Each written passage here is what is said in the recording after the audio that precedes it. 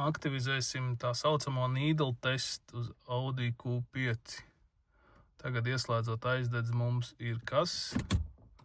Mums vienkārši iedegās lampiņas un nekas nenotiek ar rādītājiem.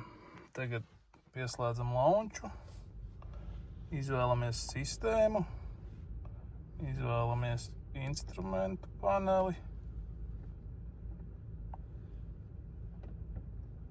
Tā, ieejam instrumentu panelī, ok. Uzliekam long code.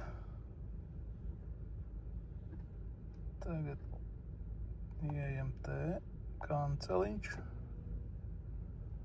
Un aktivizējam. Ok. Jūs esat pārliecināts. Jā.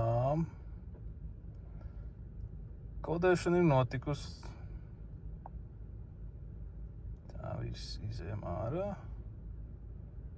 Ok. Tagad paskatāmies, kas mums notiek. Izslēdzam aizdedzi un ieslēdzam aizdedzi. Tā, vēlamais rezultāts ir sasniegts.